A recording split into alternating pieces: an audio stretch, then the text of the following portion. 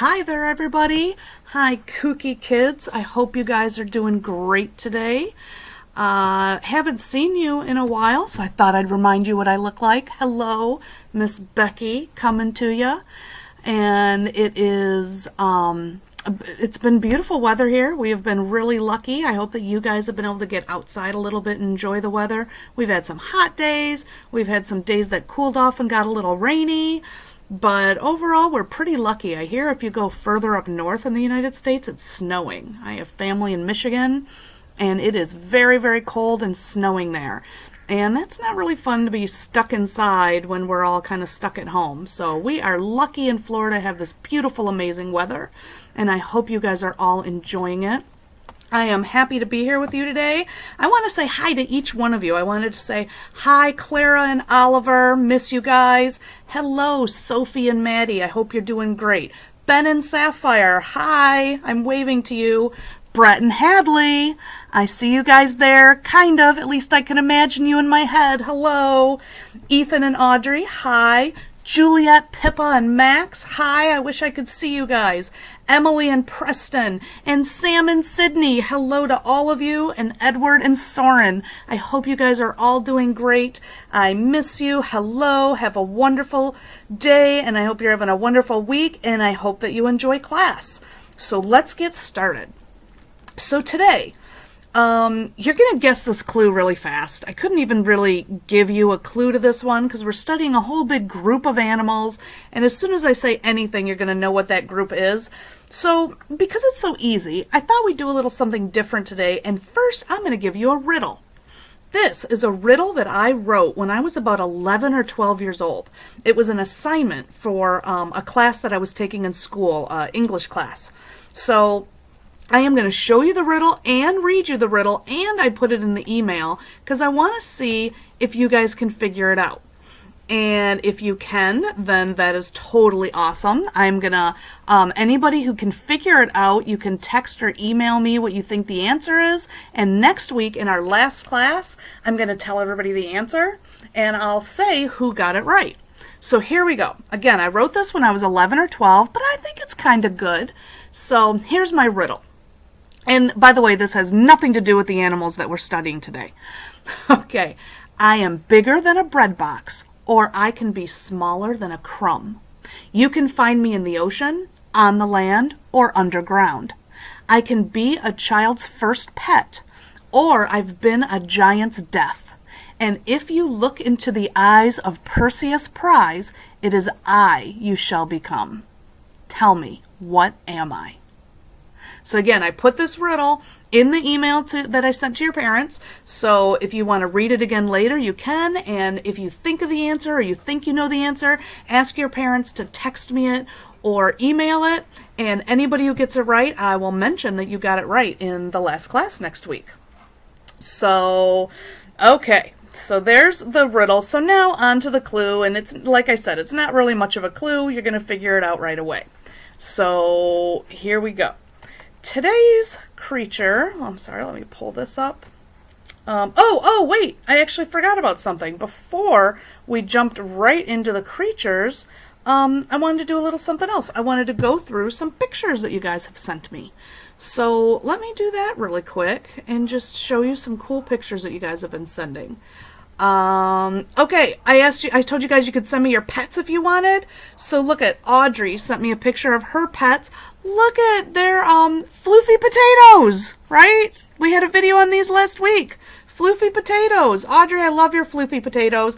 Of course, they are also called guinea pigs. Their names apparently are Lucy and Zoe.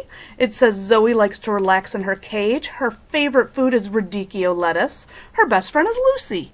They love when there are changes made to their cage. They like to snuggle at night together. Guinea pigs are kooky creatures. Guinea pigs are kooky, floofy potatoes, and they're absolutely adorable. I love guinea pigs. They make this, Audrey, do your pigs make these cute little, like oinky noises that I'm thinking is part of how they got their pig? Like these cute little, I don't even, like a little, like little things when they're happy. They're like a mix between a squeak and a little piggy sound. Oh, cute.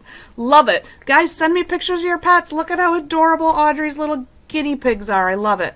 And here's Hadley with a baby chick that I believe they hatched at their house. How awesome is that? You guys should tell me, did you hatch it? Or did you have to pick up a new load of chicks? I'm guessing you hatched it. That is awesome and so adorable. Love it. And then I think I have some drawings coming up. Here's another Hadley. She sent me a picture of this awesome hatchling hatching out of her egg when a couple of weeks ago I asked you guys to draw a hatchling. Very nice picture. Look at that cute little tail on the end. I love it. Very nice job, Hadley. And Oliver. Look at, he drew a cute little bird. I like this one, Oliver. It's got kind of long legs and it's a little chubby. I know it's probably a lot smaller, but it looks a little bit like a dodo bird. It says that he eats bugs because anything else is too big for his mouth. So he must be a tiny little guy. Very cute. And Brett created a bird. Ooh, she called it Cliff Bird. It has scarlet wings. And it breathes fire, and a tail like a peacock. I'm thinking this bird reminds me of, maybe a dragon? Yeah, I think so. Very cool. Love it. I would expect no less from Brett. Very awesome. And Sophie drew this cute little bird. She calls him Cartoon Bird. It has a flower tail. Look at that cute tail. And laser eyes. A spiky feather neck. It cannot fly. And it has good camouflage. How adorable. I love it. If any of you drew a hatchling and I didn't show it today, send it over to me. If you drew any other animals, send them to me. This is fun. I'm loving going through the things that you guys made. Very cute one. Nice job, guys. So now, back to class. Let's go ahead and talk about, okay, so today we are going to talk about a bunch of creatures that all live in the same habitat. They're all pretty creepy. They're all in the kingdom of Animalia. Most of them are chordata, but not all of them. So today we're going to look at some creepy creatures that all swim. These are creatures that live in the water. They're mostly fish, but not all of them. So let's jump right in and see what I have in store. Okay, now I had all of your, oops, hold on, I'm sorry about that. Let me pull up my file with the pictures. I thought I had it ready and it's not there. There we go. Okay, so here we go. Our first creature today is called a sheep's head fish. Now, a sheep's head fish, oh shoot, I meant to get a more normal picture of it. Give me a second here, and I am going to pull up, because you have probably, if you have ever looked into the water, you have seen a sheep's head fish. I mean, if you've ever, okay, I shouldn't say that, not if you've ever looked into the water, but if you've ever, like, been at a pier, here we go. See this fish here, this big in the middle, the third one over on the top, with the black and white stripes. This is a sheep's head. They start out pretty small, like a little bit, about the size of probably your dad's hand, but they can get pretty big. You see this man holding one up? This is a really common fish all over Tampa Bay and the Gulf of Mexico. If you're ever standing on a dock and you look down at the pylons that go into the water, you're going to probably see one of these fish. They're super common. So when I first was looking up for creepy fish and I saw the fish head, I thought, or the sheep's head, I thought a sheep's head fish isn't creepy. We have these everywhere. I see them all over the place. Well, look inside its mouth. This is what makes the sheep's head creepy. Those teeth look an awful lot like human teeth, don't they? Look, it's got those front teeth that look a lot like your front teeth, except I hope yours are a little whiter and cleaner. But it looks a lot like those front teeth, and then those back teeth are flat, like your back teeth. And look at how they're all lined up like that. So you could look at this fish and kind of guess that it bites at something and tears it off and then chomps it down flat, very much like people do. We have those pointy front teeth so that, say you're eating a chicken leg, you can use your pointy front teeth to tear off a chunk of meat, and then your flat back teeth pummel it and smash it flat so that you can swallow it down and digest it. This fish works similarly, except look, it's got teeth almost all over the roof of its mouth and the bottom of its mouth. You don't have that. Pretty creepy, right? So that is why I put sheep's head on this list, because the sheep's head is pretty darn creepy. I don't have a video on this one, but don't worry, in a little while we are going to get to some cool fish that I do have videos on. So let me show you the next fish that I want to show you guys is the anglerfish. Now I'll bet that you've all heard of an anglerfish, right? And you probably think of a fish that looks a lot like this. This is a deep sea anglerfish. And the deep sea anglerfish has, the reason they call it an anglerfish is angler is another word for fishing. Like a fisherman, somebody who goes fishing is an angler. So this fish has that little thing that hangs, it has like this little thing almost like a fishing line that hangs off the top of its head. And this little flap of skin hangs down looking kind of like a piece of bait or a worm. And when another little fish comes by and thinks, oh, look, a worm swimming in the water, and it bites at that, the anglerfish reels it into its mouth and eats it up. And it's a pretty common one. I almost wasn't going to cover the anglerfish because I figured most of you have heard of it. If you've ever looked at a book or a video about creepy fish, you've seen the anglerfish. But look at this specific anglerfish. Isn't that creepy? This is like a flatfish anglerfish. If you can see at the very top middle of its forehead, there's its angle, or its like line, its little angler line that hangs up there and tries to attract a fish. And when a fish bites it, then the angler just puffs up and opens its mouth and grabs it. But look at how it's got all these fringes along the edge to make it kind of look like seaweed. And it's camouflaged. Could you imagine this thing on the floor of the ocean? A little fish would swim right over it and have no idea what was going on until it got gobbled up. So, pretty crazy, right? I thought this was a really neat looking anglerfish. So that's why I wanted to show them to you. Crazy. And we have another similar fish like this we're going to talk about in a little while. So, the next fish I want to talk to you about is called the sea pig, but it has another even creepier name. Some people call it Cthulhu Larva. Let me show you a picture of this. Max, this one's for you. I know you've probably heard of Cthulhu Larva, but I wanted to talk about it because I figured you'd get a kick out of it. Look at this creepy, squishy, round little thing. Cthulhu Larva, or the sea pig. Some of you who are wondering why it's called Cthulhu Larva, there's a very famous writer who writes horror stories. Well, he wrote horror stories a long time ago, about 100 years ago. His name was H.P. Lovecraft, and he wrote a creepy story about a space alien monster thing called Cthulhu. And this monster looked kind of like an octopus. And I know Max really likes Cthulhu. My son Sebastian thinks Cthulhu's really cool. And some people thought that this little guy looked like a baby Cthulhu. Other people think he looks like a pig.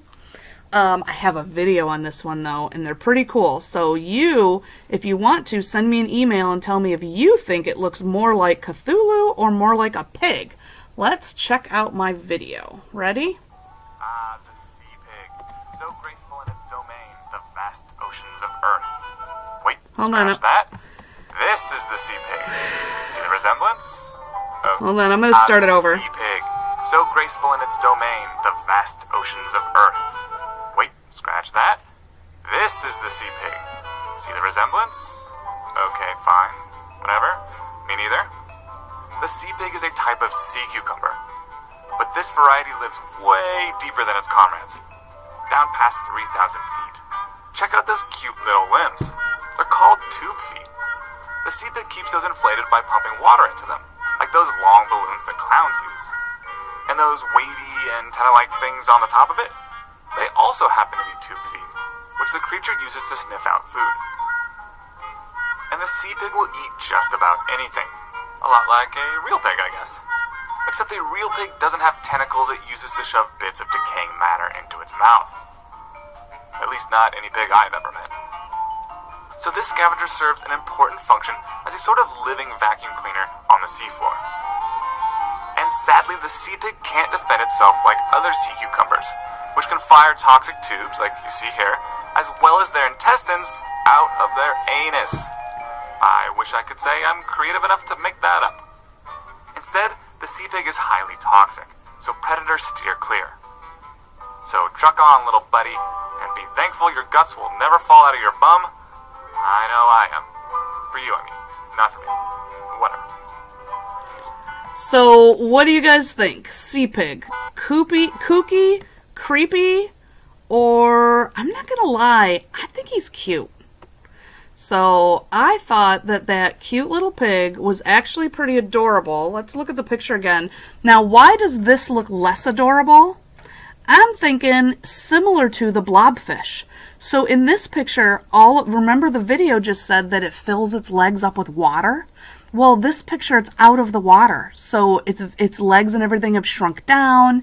It's not being held up buoyantly by the water.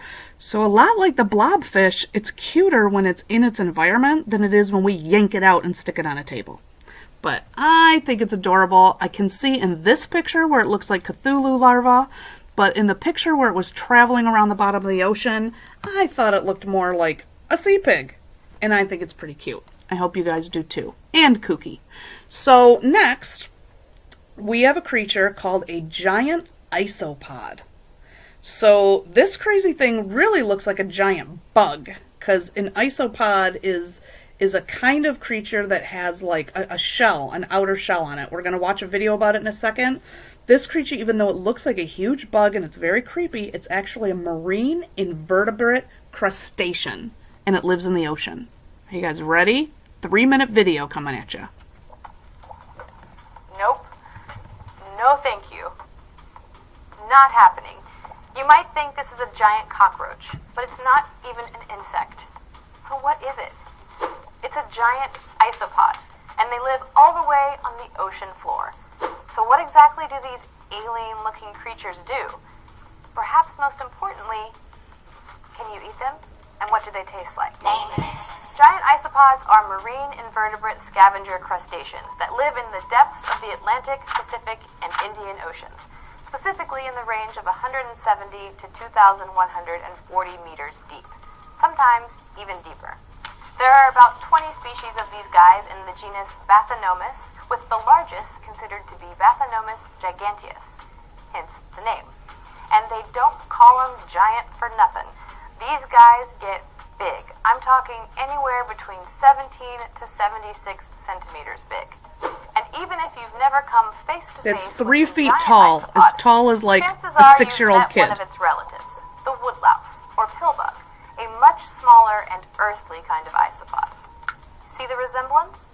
And the giant isopod's large size is a result of something called deep sea gigantism, which is the tendency for creatures that live at extreme depths to be larger than those in shallower habitats, which can be tied to a lot of factors like the colder temperature and greater pressure of the water at those depths, as well as scarcity of food.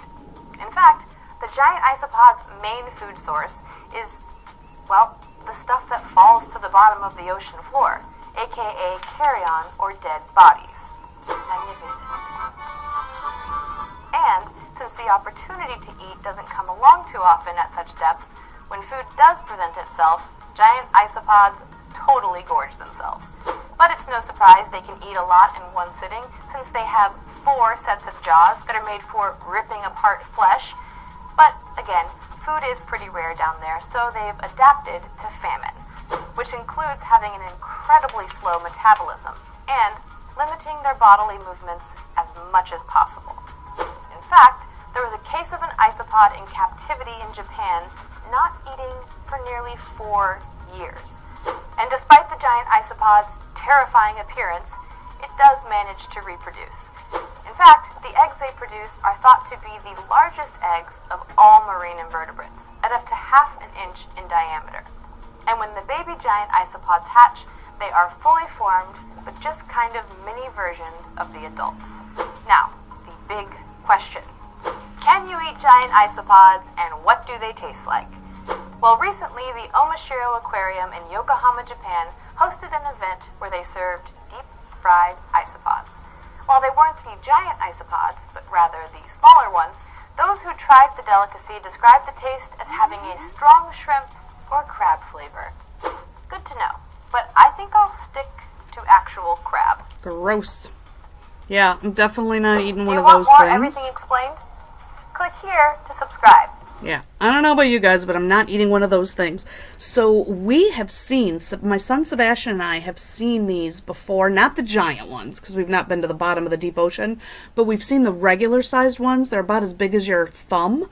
There's a pond not very far from Think, about less than about 20 minutes away from Think if you're driving. There's this pond that's full of bass fish, and one time we went there fishing, and for some reason a bunch of the fish had died, and they all had these isopods eating them. It was really gross. Sebastian put on a little suit and got out giant tweezers and studied them, because at that time we didn't know very much about them. And they definitely look like bugs, and they are really, really creepy. So, yeah. Okay, so there's the isopods. It is a fish, not a bug, but it sure does look like a bug, doesn't it? Okay, so now let's move on to the next creature I have for you guys. This one we're just going to talk about briefly. Oh wait, did I forget to show you my picture of... Here's another picture of a giant isopod. Oh, look at this guy's holding it and pretending he's scared of it. I don't think he really is. Isn't that creepy? Ugh. Okay. This fish, I don't have a video on it because it's actually pretty rare. This fish is called the lizard fish. Now, there's two types of lizard fish from what I can understand. There's a deep sea lizard fish that they have a long, thin body, kind of like a lizard, and they have these super sharp teeth. They have really good night vision because they live way down at the bottom of the ocean where it's dark. But there's also a not so deep sea lizard fish. We actually caught one. We were over on the Gulf of Mexico by Treasure Island at a place called John's Pass, and me and Sebastian's other mom Karen, we were all fishing, and we pulled in this strange looking fish. It was a lizard fish. It was long, it was creepy looking, it had these super, super sharp teeth. We were able to very carefully release it, and we put it back out into the water because it was just so unusual looking. It was one of the scariest things we've ever caught before, but it was really, really interesting. I don't think that I was able to get a picture of it that time, or I would have showed it to you, but it looked a lot like this picture, and that's why I wanted to show it to you guys, because I thought it was just really cool. So, another cool creature that I wanted to tell you guys about is called the stargazer. Now, take a look. Come on, open up picture. Here we go. Here's a picture of a stargazer. So what do you think of this guy? I mean, he's a little odd looking, right? His eyes are like both on top of his head. They're kind of bulbous and staring up. And he's got really sharp teeth. But he gets more interesting than this. The stargazer is a type of fish with upward-facing eyes. They live all over the world, including the east coast, that means of the United States, outside of Florida, in the Atlantic Ocean. They are venomous, and they are predatory, and they're kind of dangerous. You would definitely not want one as a pet, that's for sure. And this is one of the uglier, more dangerous fish that you're going to find, but it also has... It's an ambush hunter, and it has a very, very... Ambush hunter means it hides and waits for something to come by, and then it sneaks out and grabs it. Similar to that anglerfish we were talking about. But you're looking at this fish and you're thinking, okay, well, it's got some good camouflage, right? So I can see where it could hide and ambush. Oh, it gets better than that. Here is another picture of it hunting. This is it under the sand. The stargazer buries itself under the sand so that only a tiny bit of its eyes and mouth are sticking out. It waits for a fish to swim by, and then boom, bam, it grabs it. Crazy, right? Could you imagine if you were swimming around like with a mask on under the water and you saw this looking up at you? Okay, I have a video. Let's watch this video because I think it is pretty darn awesome. Here we go. This one's a little longer. It's a 5-minute video, but it's good. When you hear the name stargazers, you probably imagine a cute, romantic, wistful-looking fish. But you'd be dead wrong. Meet the stargazer, the electric, venomous monster of the sea, and new addition to my nightmares. Hi, I'm Danielle Dufault, and you're watching Animal Logic. Stargazers are fish of two families, electric stargazers and sand stargazers. We are going to be talking about electric stargazers. Stargazers look like two different creatures. One, a bit of an oddly shaped fish when they're swimming around, and the other, a vaguely human monster hybrid face when they're buried in the sand. It's this second form that they get their romantic name from. Stargazers are ambush hunters, adept at burying themselves in sand and waiting for prey to swim by. When it does, they shoot out from hiding, creating a vacuum with their oral cavity that sucks prey into their oversized mouths. Their bites are breathtakingly fast, capturing their prey within 150 milliseconds. There are over 20 different species of stargazers, ranging in size from 15 centimeters to just under a meter long, and they can be found all over the world in relatively shallow water, usually between 5 and 150 meters deep. Being ambush hunters, stargazers are not picky eaters, but usually find themselves eating unsuspecting small fish, crustaceans, and cephalopods. In order to dig themselves into the ocean floor, they have large shovel-like fins, perfect for burrowing in and waiting for prey. In case you were thinking these amazing little monsters weren't frightening enough, they're both venomous and electric, so that's fun. Their venom is located in two sharp, long, bony spines on their back that can fold down. Stargazers primarily use their venom to deter predators and to kill prey. Humans get stung by them fairly often, but the venom isn't usually lethal, though there have been several reported fatalities from the Mediterranean species Uranoscopus scaber. Stargazer venom is a bit of a mystery. Scientists haven't been able to determine what the venom is or even how it works. When they have tried to remove the venom from their glands, they were unable to confirm any toxicity in the substance. Scientists believe this is because their venom is highly unstable. As I mentioned before, stargazers are not only venomous but capable of producing electric shocks.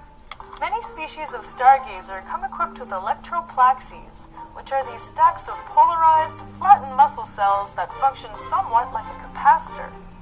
They're capable of producing a 50-volt shock, potentially enough to scare off predators, but not quite enough to stun prey, as some researchers have previously thought, though its specific function is still unknown. This electric organ, which is located behind their eyes, when triggered, creates a current that flows through the body of the fish. It's kind of body.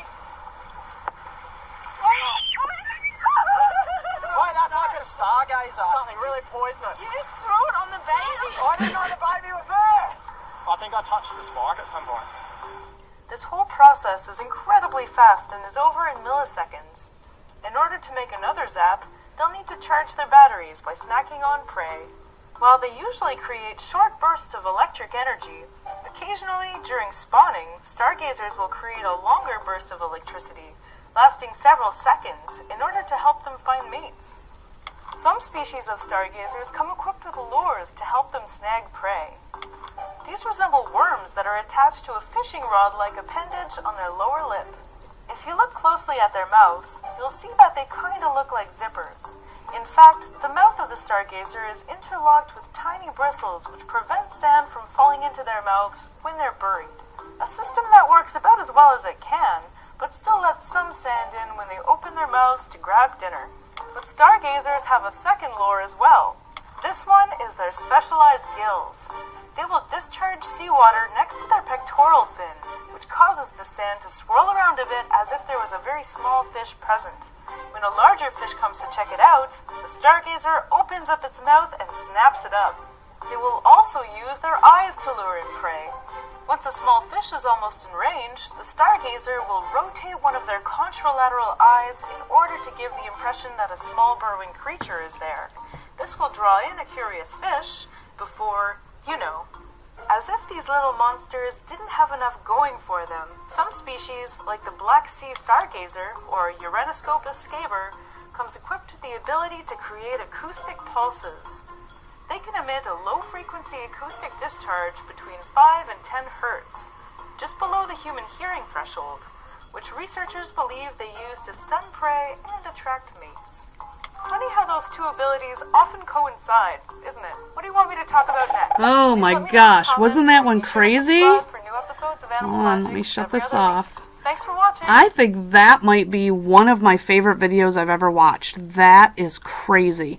They got such good footage of it, and man, that is just a really wild creature. Like she said, it has so many things going for it. Venom, electricity, camouflage, burying itself, quick reflexes. Ugh, just so crazy. I love it. Okay, so we have one creature left to talk about today. Let me pull up a picture of it. This guy is called a sarcastic fringehead. Now, I don't know why it has this name. It's kind of a strange name, and it looks a little cute right here. It reminds me of a blemmy, which is just a cute little fish with a big mouth. But these fish are highly territorial and very aggressive. They live in small hollows or holes in reefs, and they spend most of their time with just their head poking out like in this picture. But when something gets too close, they burst out and they chase it out of their territory. They say, "Get the heck out of here." They seem to have no fear. They have been known to attack creatures much bigger by them. They've even harassed divers and said, "Get away from my hole." But this fish has something a little more than an aggressive attitude. Take a look at what this fish can look like when it wants to. Yeah. It can flare out its jaws. This looks almost like that dinosaur in Jurassic Park, right? It can flare itself out. Look at those sharp teeth. Look at that bright color. I mean, how terrified would you be? Even though this thing is probably only as big as, a couple of your fingers, imagine how terrifying this would be when it did that and you saw those teeth and that mouth and that big face. Isn't that just crazy? It's a rainbow, and in a way it's pretty. It's definitely creepy and definitely kooky. So I have a video on this one. It's our last video for today. Let's take a look at the sarcastic fringehead. Producing young is just one challenge. Finding food and somewhere to live are further trials fish must face. It's a kelp forest. Californian coast. A wide range of species live here. But all this life means competition for living space is intense.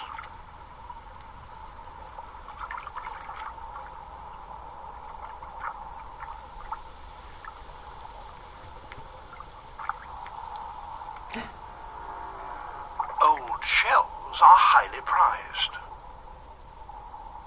There he is. And this one is occupied by a sarcastic fringehead. These fish are exceptionally quarrelsome. They have to be to defend their living space.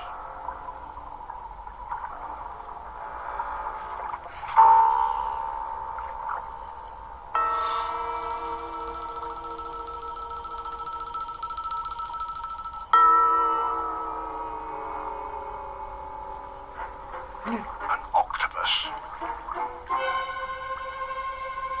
Inadvertently, it's wandered into the fringehead's territory, and that can't be tolerated.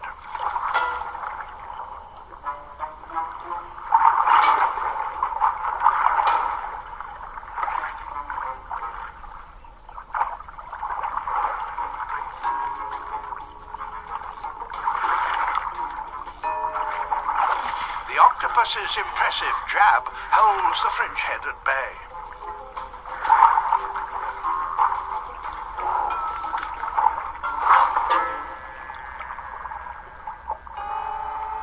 There is more to this behavior than being bad-tempered. The fringehead needs to defend its patch if it is to get enough to eat, and the octopus was competition.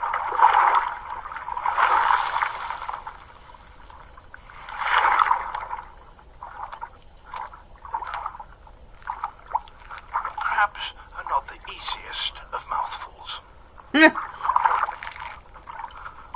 Because of the shortage of living space, there are constant boundary disputes, especially with other fringeheads. And this one has gone too close.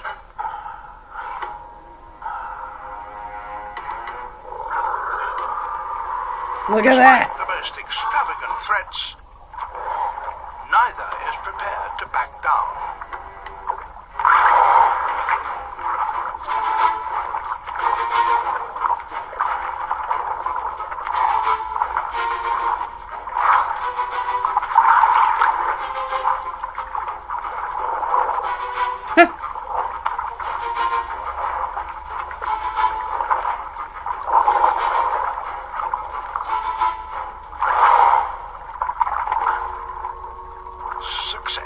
and it's quick to get back to its shell.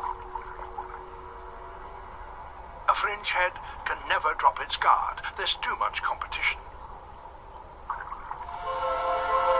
Wasn't that one awesome? Come on. Sorry, trying to get it off. There we go. Yeah, that was another really good one. That guy is just cool and creepy. I think he's actually a little bigger than I said. I was thinking he was the size of a blemmy, which is the size of a couple of your fingers, but he looks like he might actually be more the size of your whole fist or even your hand. I don't know exactly how big they are, but compared to those other creatures, it looked like it was a little bigger than I thought. Isn't that neat? That was funny when the two of them were fighting. Crazy. So the sarcastic fringehead was the last fish that we had for today, the last creature that we had for today. Remember that I put all of these videos and a few extra videos in the description for you. In fact, I'm just going to tell you what the videos are that I put in the description in case you want to check them out. I added a video called The Most Terrifying Creatures of the Deep Sea, and these creatures are actually more cool than creepy, I think. I added 5 extraordinary sea creatures that will blow your mind.